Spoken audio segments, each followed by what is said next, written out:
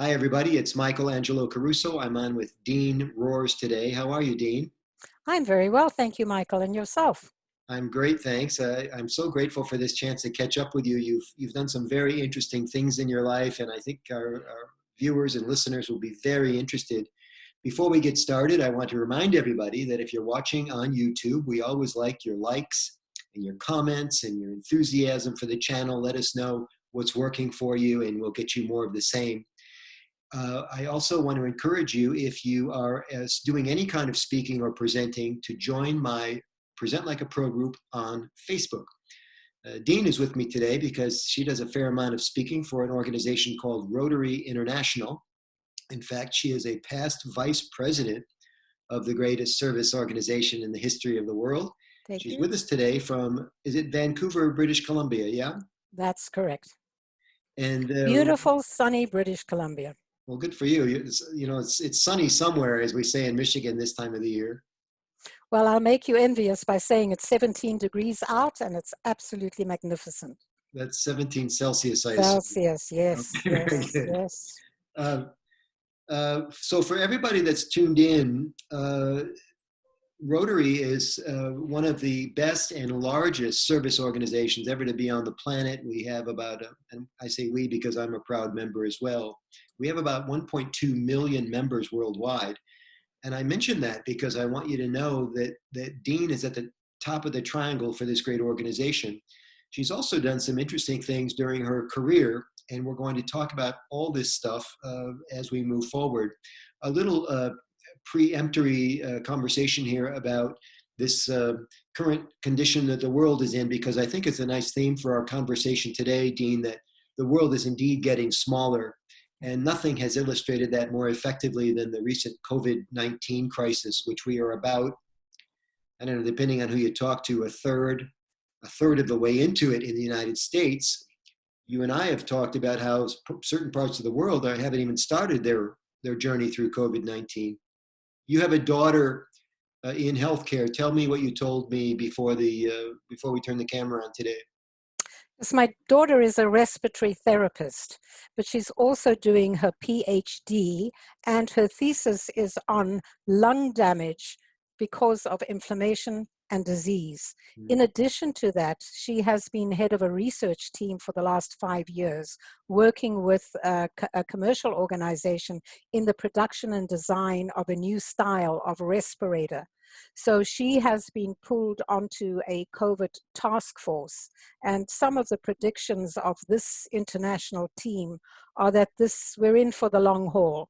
This is only the first wave that's hitting us. The next wave will hit us really badly in the fall. Some of the models are saying it's going to be bigger than this current wave. But until we have a vaccine, we are going to have to live with the virus. It's going to stay with us permanently. Heat will not damage it. Moisture doesn't damage it. So even though it gets hot in summer and humid in summer, it's still going to continue. It's not like the flu that will ebb and flow. Yeah, and you come from a healthcare background, correct? That's correct, yes. Way, So way back. Yep. how would you describe your career? What did you do for most of your career? Well, I like to say to my people who ask me that I'm a jack of all trades and a master of none. I left school when I was 15. I graduated from school at 15 and was sent to university in South Africa. At that stage, we were living in Zambia. And it was a very, very different culture. I wanted to do medicine, but my father decided and my headmaster decided, no, that wasn't a good career for a woman. And they pushed me into doing a BSc biochemistry. I hated it. I hated every minute of it. I graduated at 19, and I literally then ran away from home because I then went nursing. And I had to find something where I could earn some funds but still work in the healthcare. And it was a fascinating time for me, but the reality is that the number of years that I spent studying in the nursing field was way more than it ever would have been if I'd done the medical field. So Yeah. yeah, an interesting time. How did you graduate? Did you say high school by age 15? Yeah, Are yeah. you really one of those freaky smart people? No, I just was one of those people that didn't find school difficult. Dean, you Let's put it graduated that way. college by age 19. Yep. That's freaky smart. Not really. No, I actually have 3 degrees. I have my BSc biochemistry, and I try and do something different every 10 years. You have to challenge yourself every 10 years and take yourself completely out of your comfort zone. Yeah. So I guess that was at 30, I had my family, married and had my family. At 40, I did a degree in uh, my BA Fine Arts, majoring in sculpture of all things. I wanted to be the best painter in the world, but my lecturers looked at me and said, oh, you're far, far better, because I was doing ceramics at that stage. So I guess I had the tactile feel for something which was more three-dimensional. So I graduated with honors in sculpture and never did anything with it other than my ceramics. And then when I was 60, at 50, we emigrated. We emigrated from Africa to Canada. At 60, I did my degree in nature conservation and wildlife management, because that was my dream as a child, to be one of the great big African game rangers. Back to the egg. You Good for got you. it. You got it. So I gave myself that gift when I turned 60, and I did my degree. And then I had to go to Africa and do the practical in the bush. And that was fascinating, because I was way, way, way too old to be doing all of those physical things. But Yeah. anyway, it was a wonderful experience. Well, And I'm then, sure you're going to be around for a while, but what a wonderful life and all this pastiche of experiences that you've had. You know, people have become overtly sentimental here during the slowdown, spending a lot of time listening to music, watching old movies, and that sort of thing. And I was thinking the other day about a musician by the name of Carole King. You know, Carole yes, King, of course, of course. and her biggest selling album, I think, was called Tapestry.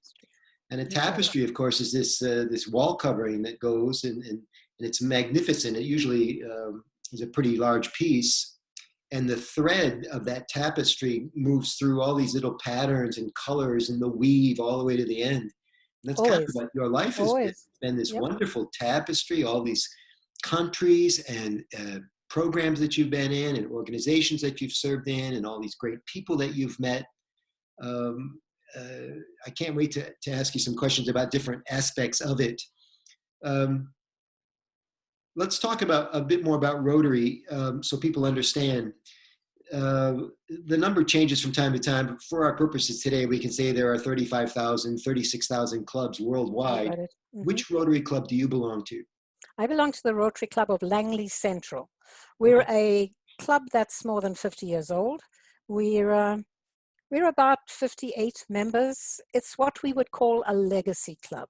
It's Okay. made up more of older members, more mature members, people that have been in Rotary for a fairly long time. It's Yeah. done in a very traditional style. Okay.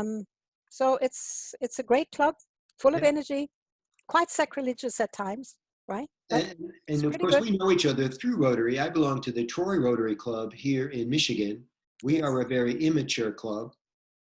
I love that. I wish we were. I wish we were. I'm just We need to kidding. combine. I'm Yeah. just kidding. We all clubs have their own personalities, as you know. But I mention this because anybody that's watching, of course, there's a Rotary Club near you, and if you're interested Yes. at some point in creating a more of a tapestry for your life, where you have more interesting experiences, I will tell you, and I'm not telling Dean, I'm telling listeners that that joining Rotary enriched my life in ways I could never predict because I was meeting people I wouldn't normally hang around with. And at first I was like, well, is this the place for me? But then I became so grateful for those relationships. And of course, Rotary has a lot of experiences waiting for you outside the club as well. When did you join Rotary? I joined. Okay, now you're taking me back to the day I was born. I was born into Rotary. My father was a Rotarian, and my mother was the queen of what was then Rotary Anns, right? Sure. And I must admit, growing up in a Rotary family, I hated Rotary with a passion. I served more cups of tea than you have ever drunk in your whole life combined, purely and simply because I was always voluntold by my parents to come and help with their projects and things.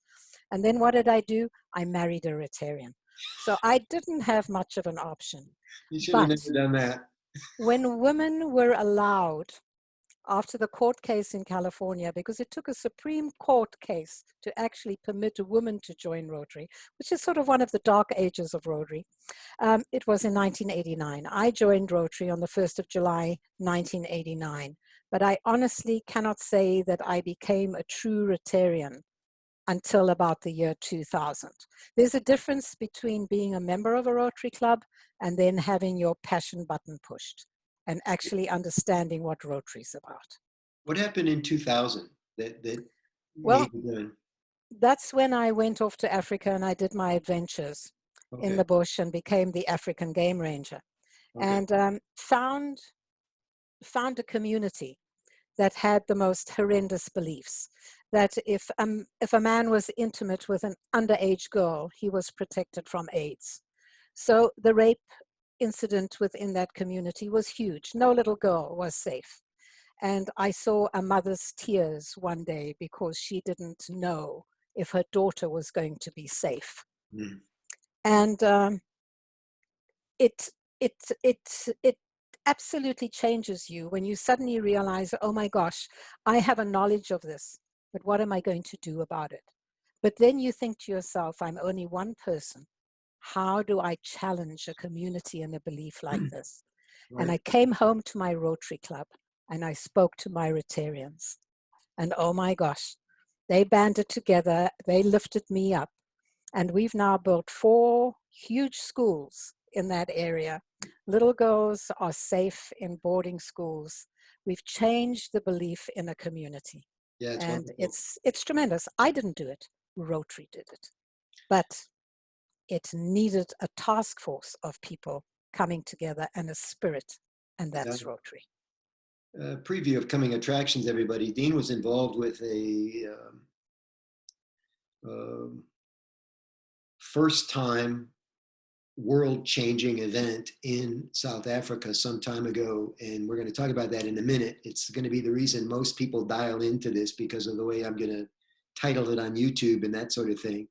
But I wanted to provide some context because the story by itself, without the background of who you are as a person, or maybe even how that's helped shape you as a person, I think we have to talk about all that stuff first. One of the other themes that seems to be emerging in our little convo today is this idea of the world getting smaller, and us living more as a community and less like islands. So you already talked about this idea of going back to Africa, seeing the world as differently. You're not alone anymore. You can tap into the power of this large service organization called Rotary and get things done and help young girls on the other side of the planet. All that's fantastic. I'm noticing the weather's turned outside here. It's only about 6:30 p.m. in Michigan, but it looks like the sun is set. And here you are in Canada. So it's daytime for you, nighttime for me. And I know that one of the other things that you're doing now for Rotary is that you're special representative to Rotary in Russia. Correct. And the gist of that is we're trying to get Rotary going in Russia because although Rotary is in many, many countries, more countries than the United Nations, we're missing from China, we're missing from Russia, we're missing from a few key countries. Tell us about your activity.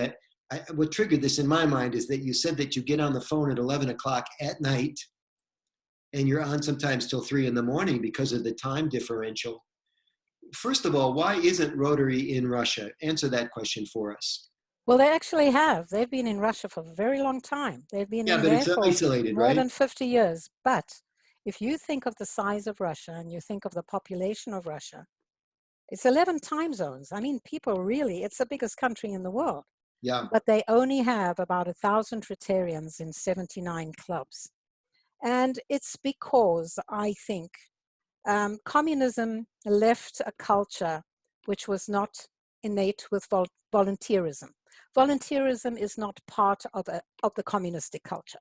Things are done as a collective, but volunteerism, doing something for nothing and receiving nothing back for it, is something which is a little bit different. In the other area, Rotary is considered a Western organization, an American organization, because we are centered out of Evanston near Chicago. So those were 2 of the factors which were limiting. So there's a distrust of the Western side and there's the lack of volunteerism. Thirdly, in Rotary, we draw our membership from, you could say, the upper third of society. Things have changed a little bit, and we are now involving far more social levels of people. But in the past, it was people of influence, people with money, people who could make things happen in a way. It wasn't just a hands-on.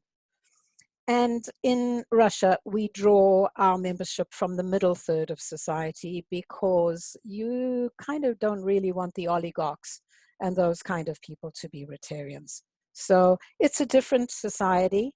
It's money's different. You have the upper class, influential, financially sound people, but an average doctor earns less than what our minimum wage is in this country. Oh. So it's quite dramatic. It's quite dramatic. So let's back this up for a second. Just again, perspective and context. You said that in Russia, it tends to be the middle third of society that joins Rotary. And did you say something about the rest of the world? What third of the public are you pulling Rotary from? Well, it was always business and community leaders. The top third. It was the top third. Yes. You think it still is the top third? No, not anymore. Things have changed. Is it the middle third? I think from both in more ways than one. Okay. And we mustn't forget about the power of our recently retired affluent societies. So many people can retire at an early age and now want to do humanitarian service. And I think that's a huge force that's helping us in Rotary at this time. So, yeah. So back to the countries that are not yet fully immersed. That do not accept Rotary. Yes, that don't trust communist countries. Is that true? Well, it's countries like, if you think they're mostly countries that are influenced by communism. Yeah. You have Cuba, you have Vietnam, you have China, right? You have those sort of countries are closed countries. We are not in countries if a country will not allow us in. So it is a political decision. North Korea, no, but we are strong in South Korea. So Vietnam is still communist, correct? Correct. Are we in Vietnam? Nope. Okay. And the reason I wanted to clarify that is because you said something very powerful. You said that these people, mostly in communist countries, they're not familiar with the concept of doing something for nothing. Correct. Is that because most of the things that are done for them, they get it anyway? Yeah. Yeah. It's it's handed over. How they think about volunteerism. Yeah. Yeah. It's really quite interesting. The other thing is, when in developing Rotary in Russia, we are trying to do it in a very sort of oh gosh, what's the word? We instead of having a governor or a tsar or a tsarina or the head of the national party or whatever it is, we are running the district with a board of directors. So in a very democratic process. And that has been really interesting to bring together people of influence in Russia and to sit them together around a table as a board of directors and have them understand that they have the right to speak and vote freely and not just listen to the chair and have the chair dictate to them. Yeah. So it's such a learning experience. It's truly amazing. Good for you. Well, you got the right person on the job. That's you. Oh, thank you. I don't know if they always think so because they call me Baba Yaga. Now, Baba Yaga is a fairy book character. She's a witch and she lives in a house which runs around on chicken legs. She flies through the air in a mortar and she carries a pestle, right? So she either beats you up and grinds you down with a pestle or else she promotes you if she likes you. So not exactly a right-handed compliment, is it? So in some ways it's complimentary because they do listen when I speak. So yeah. Let's talk about a very important moment in the world. I assume it was, I've seen an article where you were interviewed about this, is what gave me the idea to ask you to do this interview today, and thank you very much. You were in South Africa working in the same healthcare facility as Dr. Christian Barnard, who some Correct. people may Yep. recognize as a pioneer in open heart surgery. I'll let Heart you know, transplants. Yes. oh, Heart transplant, transplants. because this was the first, you were involved with the first open heart transplant of a person who survived, right? Correct. Correct. It There was, was one previous surgery in the US, but the patient did not leave the OR. yeah. In our case, when we had the very first surgery that we did, the patient lived about 15, 17 days. He was a last-ditch candidate. He probably would have died within 24 hours if we had not given him the new heart on that particular day. So he was not the ideal candidate in any means, but as a first time on a human, I guess, you know, it's a last-ditch resort. You're prepared to take that chance. Yeah, what a And fascinating moment in history. And as I recall from the article, you weren't actually supposed to be in the room. Something happened that pulled you in. Can you tell that story? well, I was a very lowly person on the totem pole. I just happened to be in the OR rotational calendar at that stage and had been in peripherally involved with a heart transplant team on some of the experimental work that was done previously and so on. And I worked in the cardiac unit. So that is why I was on rotation that particular day.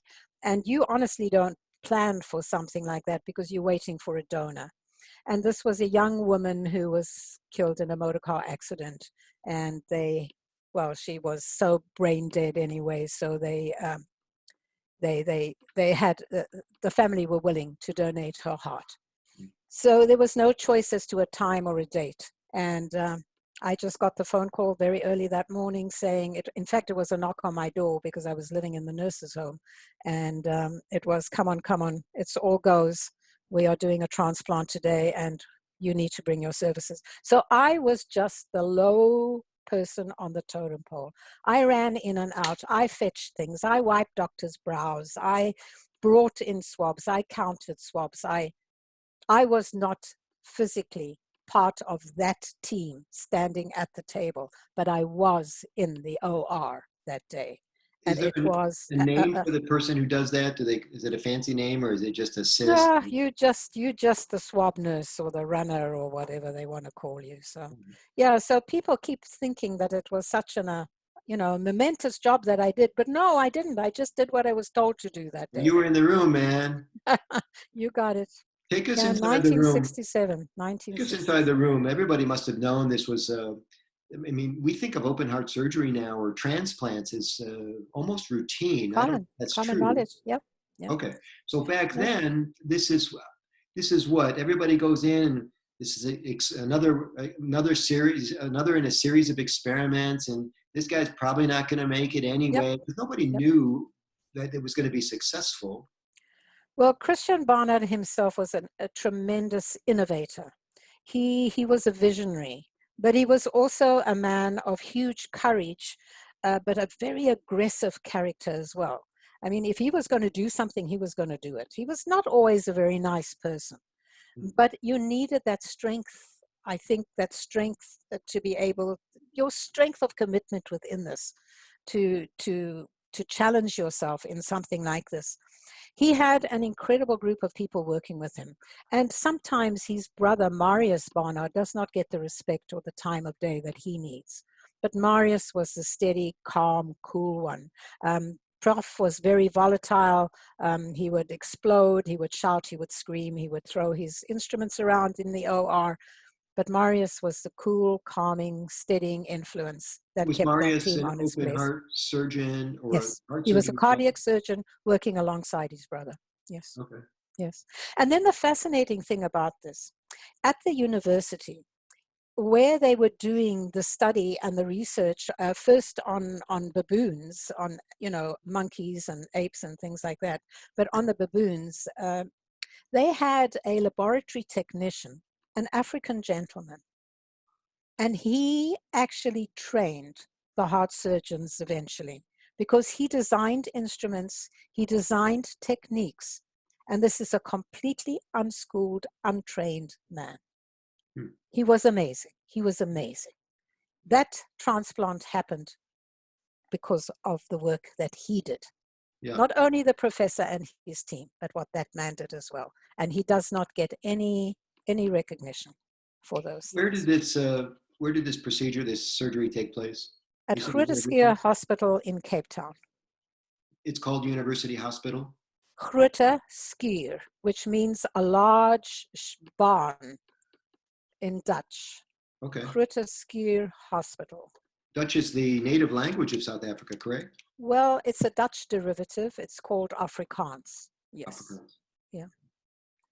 So the world is getting smaller. I come to Yes. Rotary through a group study exchange to a place called South Africa and visited Cape Town. And this heart transplant that happened in one little place in the world has now been performed all over the globe. Correct. And I think it's worth mentioning as we wrap up our interview today that life is not just science, but life is about making the most of iterative experiences. So they try a bunch of heart transplants and nobody lives. And you guys do it in Cape Town on that day, and the guy fortunately lived for 3 weeks. That's correct. And the next one lived for much longer, and the next one much longer than that, because that's when they started battling the rejection, the physical rejection of the foreign body in the body. Fine-tune the regime and that sort of Yes, thing. they did. The medications and the rejection, treatment that they needed to do. So, yeah, interesting times. Interesting times. Bringing our conversation full circle, here we are muscling our way and sometimes blindly finding our way through our first COVID. the novel coronavirus, novel meaning new, but it's kind of a dress rehearsal for the next time around. I've told a lot of people we're very fortunate that this has been kind of a mild illness. It's sad that so many people are losing their lives and being negatively impacted, but it's not like it was flesh-eating disease. Imagine if it was a worse thing with an even higher fatality rate. But this is going to help us get ready for next time. Well, we've had the dress rehearsals with Ebola, with N1H1. N1H1 killed far more people than the world is even aware of. And now with COVID, with the coronavirus, I mean, it's something that's a way of life. We are just too many people in a very, very polluted planet. And our world is different. We have to live in a different way. Well, we're fortunate to have people like you influencing industry, influencing service, influencing across continents. I'm so glad to know you and so proud to know you. No, Michael, it's my privilege. It honestly is. I always feel so blessed. Who ever thought that this old dame from Africa, right, would be able to do the things that she is doing in life? You know, to be able to sit with presidents of countries and talk with them, to meet people like Putin, like Justin Trudeau, like, Donald Trump, like all of those guys. Whoever would have thought? I sometimes think, oh my gosh, if my parents could see me now, they'd never believe this rebel child of theirs is doing what she's doing. But you know what? Rotary showed me the way. And that's been an amazing experience. Well, I'm going to put links to some things that we've talked about in what we call the show notes of the YouTube video, including links to Rotary.org, so that people can learn more about this great organization and maybe sign up for it. And we'll put them to work just like we put you to work so many years ago. You're welcome. Thank you so much for being on with us today. And thank you for watching, everybody. We'll see you in the future. And if you want to see more of these new videos coming up, just remember to like this channel and subscribe. Thanks, everybody. Thank you and goodbye.